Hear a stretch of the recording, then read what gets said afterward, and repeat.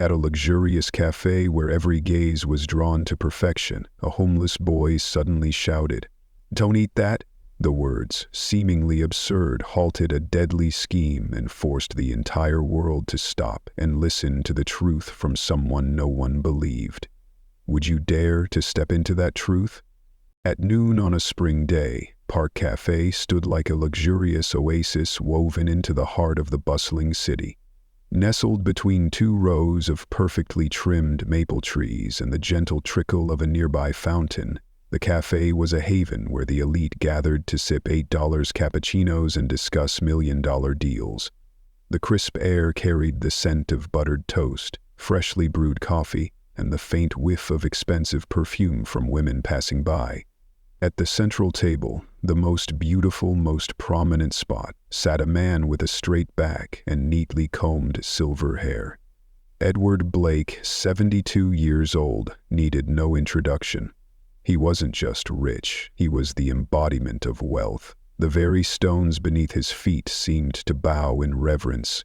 Every investment he made became a benchmark for economists to dissect. And at this age, he could have chosen to live anywhere in the world, but he chose to sit here at Park Cafe with a woman everyone thought was too perfect to be real. Vanessa, his wife, nearly 4 decades his junior, sat across from him in a fitted white dress, her flawlessly made-up face looking as if she'd just stepped off a magazine cover. Her jet-black hair cascaded softly over her shoulders, her red lips freshly painted. She smiled, gently, politely, the kind of smile that drew every gaze. But that smile didn't reach her eyes. Vanessa wasn't looking at Edward. Her eyes were glued to her phone screen, her ruby-painted nails gliding across it as if the world in her husband's hands mattered less than some fleeting text message. When Edward spoke up, asking if she was distracted again, she flashed that practiced smile and said, soft as silk, "I'm here, darling. I always love afternoons like this." But her eyes told a different story. Beyond the patio's railing, a boy stood silently, almost invisible in this polished world. His hair was a mess, a faded hoodie draped over his sun-weathered face. His deep, dark eyes quietly tracked every plate of food brought out. Freshly baked bread, salads drizzled with golden dressing, steaming cream soups. His every movement was sharp like a blade, missing no detail, the way someone who'd survived too many times by reading people before being chased off the sidewalk would. Malik, that was his name, though no one here cared to ask. He had no one, nothing but a few coins stuffed in his sock and a hunger that had stretched across days. His worn-out shoes took quiet steps closer to the railing, as if just breathing in the aroma of the food might keep him alive for one more day. No one looked at him. No one asked why a child stood alone. No parents, no backpack, no hope. Just wide eyes peering in like a lost soul gazing at a wedding feast. He'd stood outside many places before, but this one, there was something different. It wasn't just the glamour. It was the faint sense of danger that brushed past him when his gaze locked onto the woman, casually stirring her lemonade with a suspiciously calm air. A sharp growl from his stomach interrupted Malik's thoughts, but he didn't take his eyes off the central table. A fresh plate of bread had just been set down. A bowl of hot soup, its rich aroma wafting up, shimmering in the golden sunlight. He was used to hunger. He was used to being ignored, but this time something in the air kept Malik rooted to the spot. Between the world of those served without question and the one no one bothered to question peering through the railing, a rhythm began to falter. Something was off. And the boy didn't know that in just a few minutes, he, someone who was nothing in their eyes, would become the one to change everything. Malik had seen plenty of strange things during his days wandering the sidewalks. Vacant stares, lost in the void, wallets dropped and left unclaimed, arguments flaring up and fading as if they'd never happened. But that moment, when Vanessa's hand silently slipped into her designer handbag, sent a chill through him. At first, it was just a small movement. It looked like she might be reaching for lipstick or her phone, But Malik's eyes, honed by the instincts of survival, didn't leave that motion. Vanessa's fingers delicately pulled out a small glass object, a vial. Her hand moved so quickly that others wouldn't notice, but Malik saw. He saw her twist the cap off with a practiced motion, as if she'd done this many times before. She didn't look at the vial, didn't look at anyone. Her face held that same gentle smile, her lips still perfectly pink, as if nothing was happening. A clear liquid slid from the vial's mouth, just a few drops, colorless, odorless, and then they fell into Edward's steaming bowl of soup. It happened in the span of a single breath. Malik froze. His eyes widened, his mouth opened, but no sound came out. It was as if his vocal cords had locked up, paralyzed by the unthinkable thought crashing into his mind. He stared at the bowl, now looking completely harmless, still steaming, still fragrant, but Malik knew it wasn't the same anymore. Vanessa didn't stop. She picked up a spoon and stirred the soup with an eerie calm. The gesture was graceful, smooth, no rush, no strain.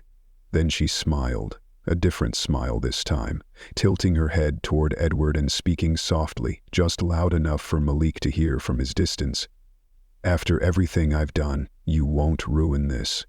Not now." Her words weren't loud, but they cut through like a cold wind piercing the spine. Her voice wasn't harsh or angry. It was still, sharp as a razor.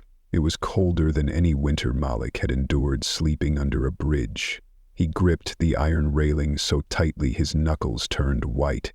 His heartbeat pounded like war drums. No one else saw. No one else heard. Just him, a homeless boy, a shadow on the sidewalk, someone no one would trust. He glanced around. No one noticed. Not a single pair of eyes flicked toward him or the act that had just unfolded.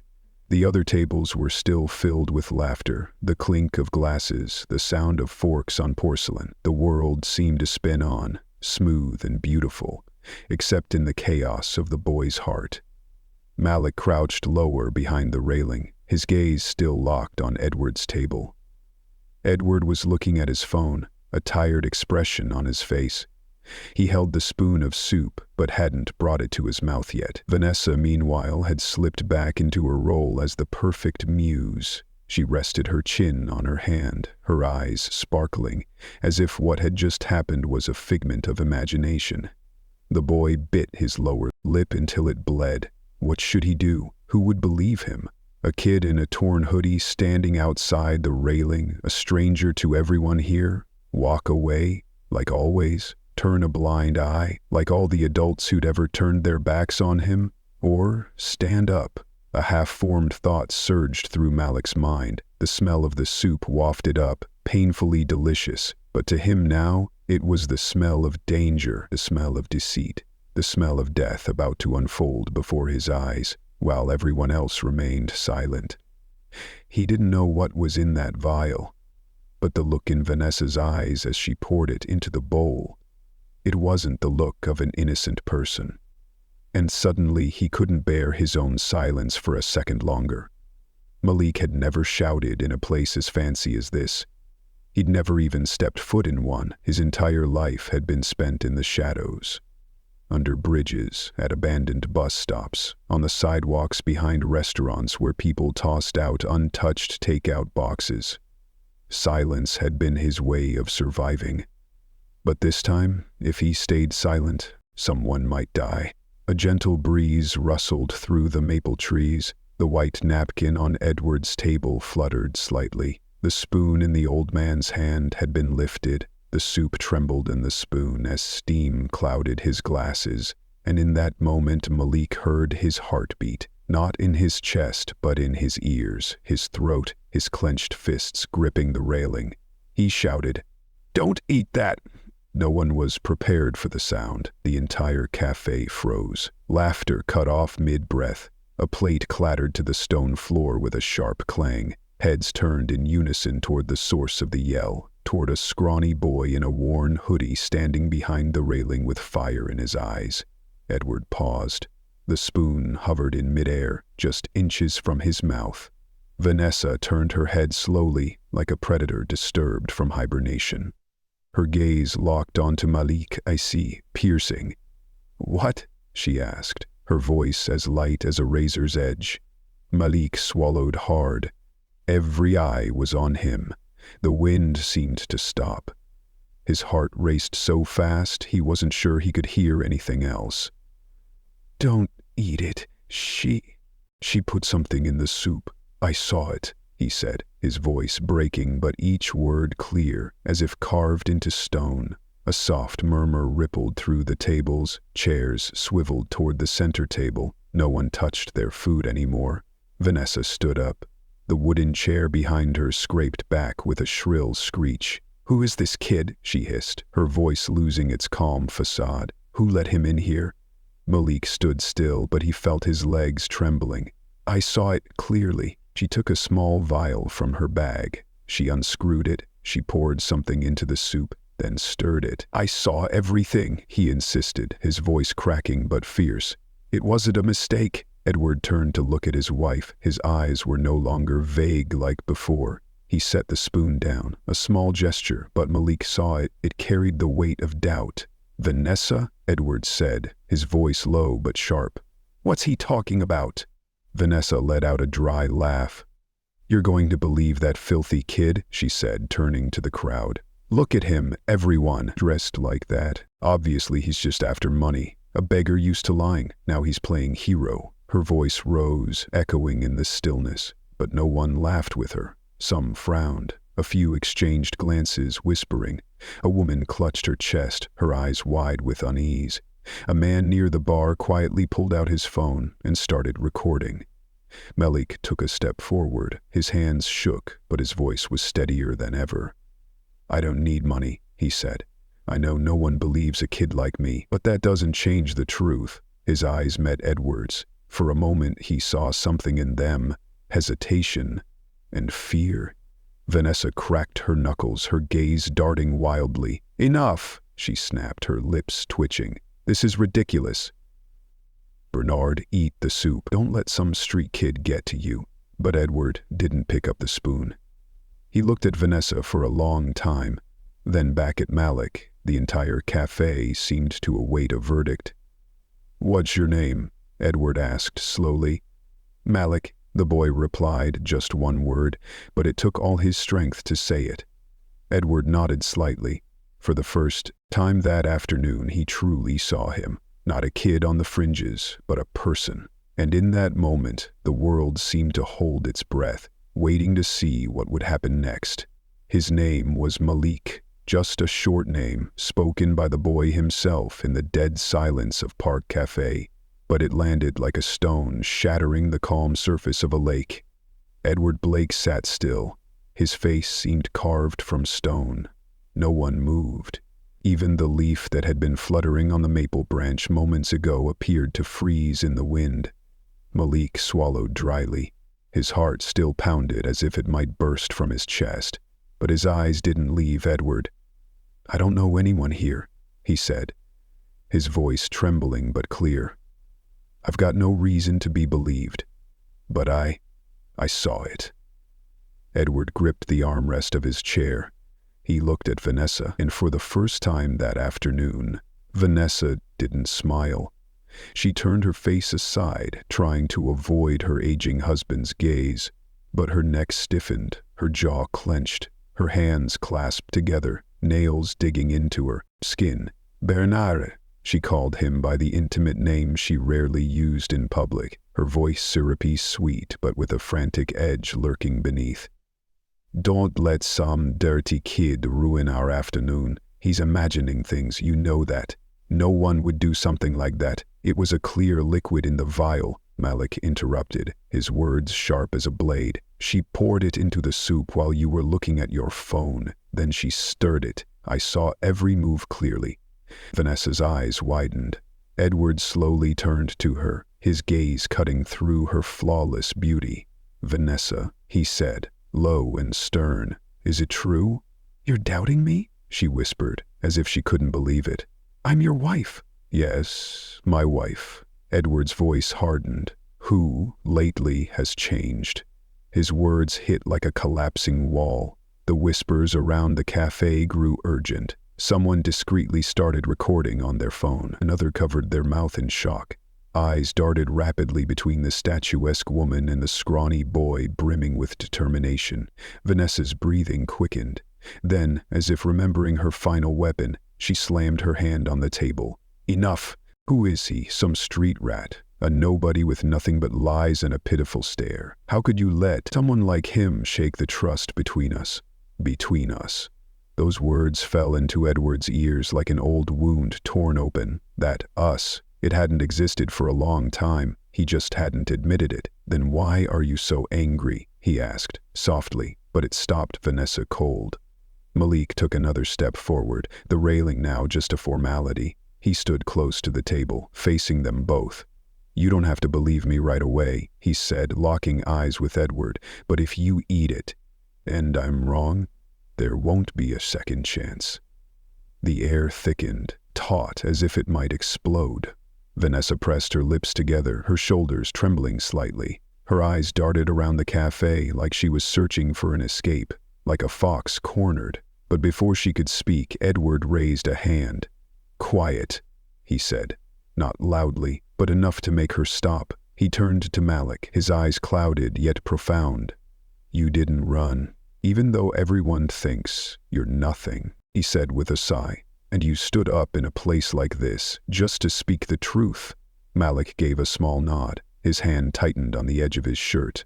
Edward turned to the waiter still standing frozen nearby. Call the police, he said. No tremble, no hesitation. The cafe erupted in a wave of murmurs and gasps.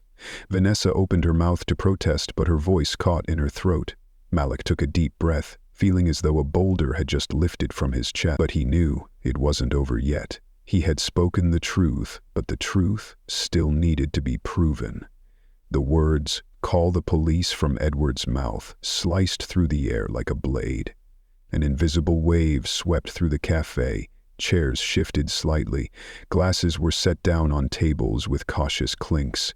And Vanessa, the woman who once commanded every gaze, now slumped into her chair, lips pressed tight, hands clutching each other as if they were the only real thing left. Malik said nothing. He still stood near the central table, where the bowl of soup continued to steam faintly, a quiet but chilling reminder of what hadn't happened, or nearly had.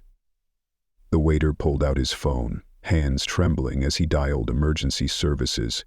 No one stopped him, no one intervened. Even Vanessa, who had always controlled everything with a glance, a smile, and those soft hands, now sat motionless, like a statue. Within minutes, the distant wail of sirens began to echo, a dragon's roar cutting through the midday breeze. The cafe's patrons started whispering, discreetly recording videos or simply sitting frozen, eyes wide, unable to believe they were witnessing something like this. Malik felt his heart pound again. The police. Would they believe him, or would they drag him away like all the other times adults wanted to erase an inconvenience? He turned to Edward, and saw the man looking at him, not with doubt, not with disdain, but with a cautious trust. Something Malik couldn't remember seeing since who knows when. Two police officers stepped into the cafe, a man and a woman, both in crisp dark blue uniforms, their sharp eyes those of people accustomed to walking into situations no one wanted to touch. Who called?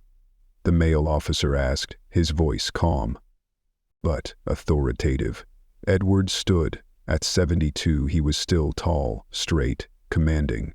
I did, Edward Blake, he said clearly. I need you to check the soup on the table. This boy, he pointed to Malik, says my wife put something in it when I wasn't looking. Both officers paused. The female officer glanced at Malik, then at Vanessa. Ma'am, do you have anything to say? She asked. Vanessa shot up as if jolted by electricity. Is lying. Look at him. He's obviously after money or attention.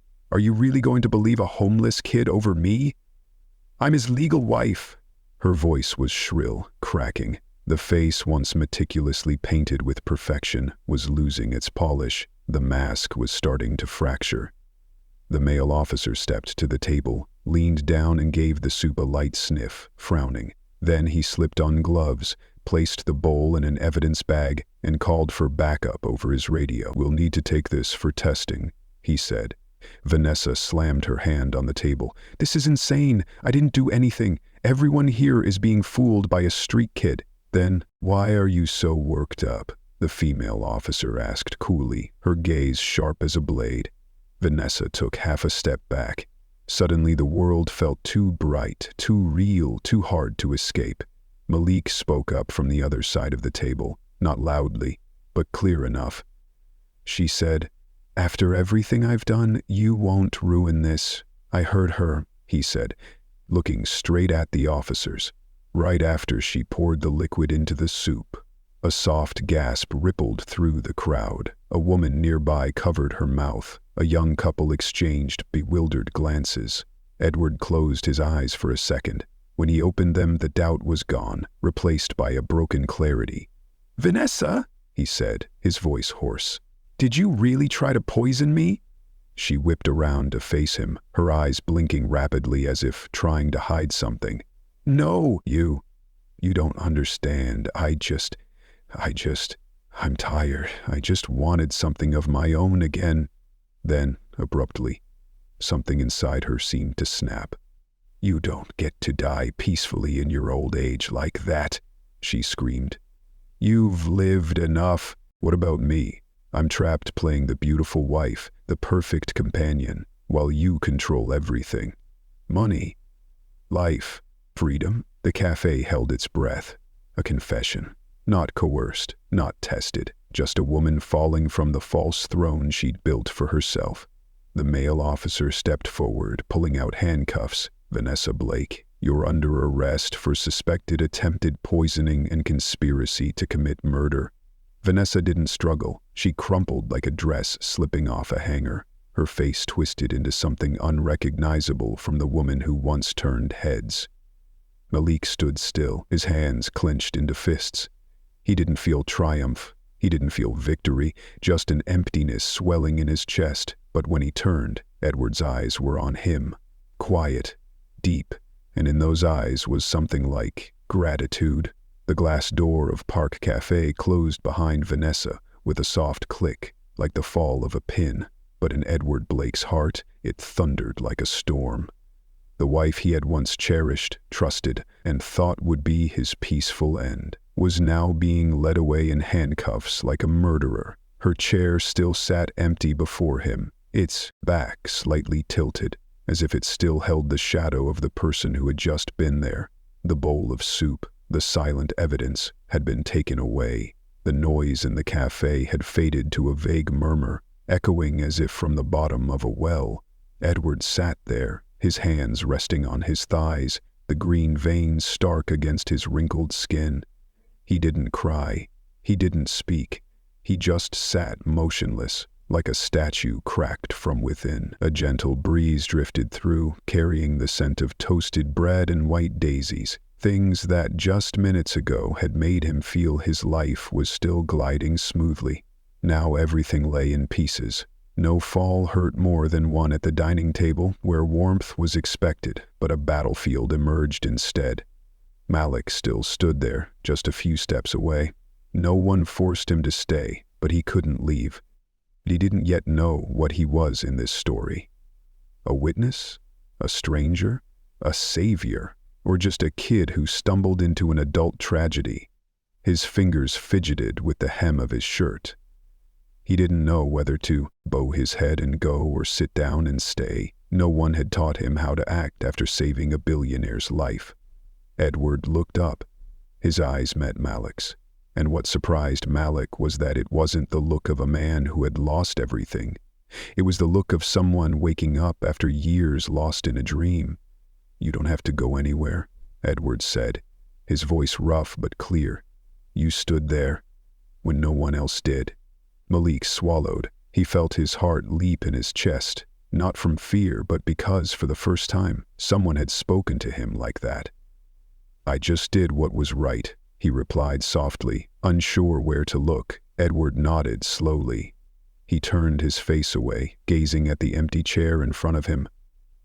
Strange, he muttered, as if to himself.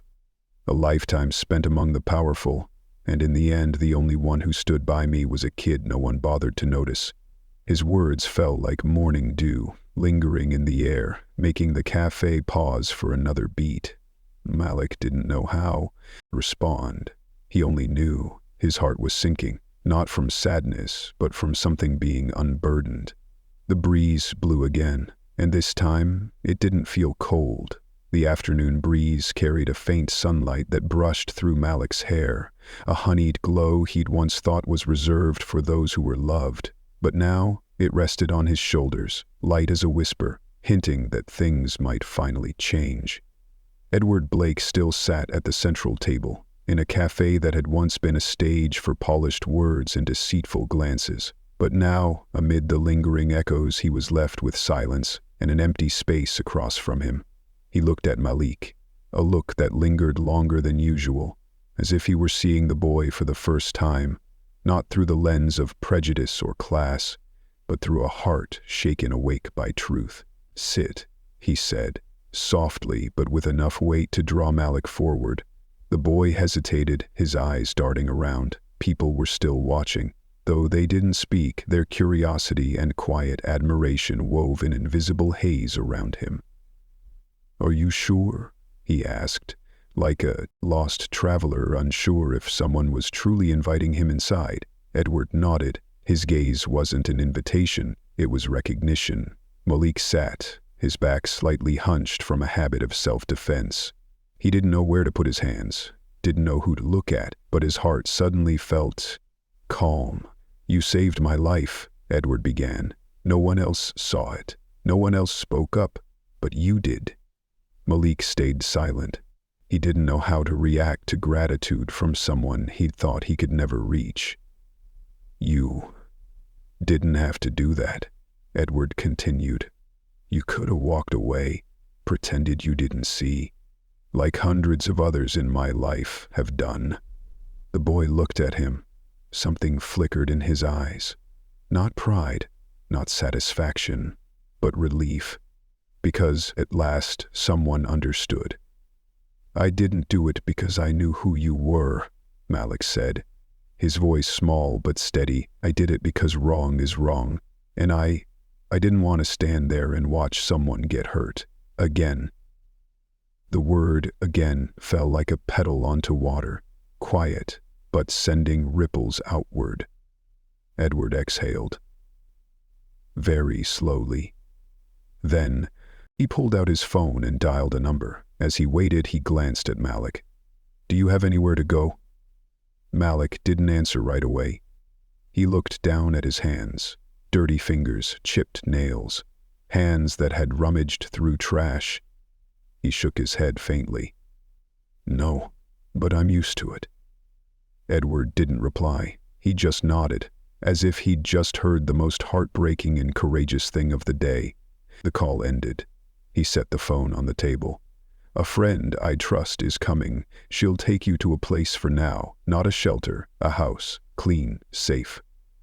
Malik's eyes widened. He wanted to ask, "Why are you helping me?" But the words wouldn't come. Edward seemed to read the thought. "Because you gave me a second chance," he said. "And I think it's time someone gave you the same." The breeze swept through again, this time carrying the scent of fresh grass and vanilla from the bakery across the street. Malik wasn't used to the lightness in his chest, as if the years of weight on his shoulders were being lifted, bit by bit. He looked at the man before him, no longer the billionaire, no longer the victim, but the first person who didn't see him as trash. In Malik's heart, something cracked open, not painfully, but as a light he'd never named. Hope.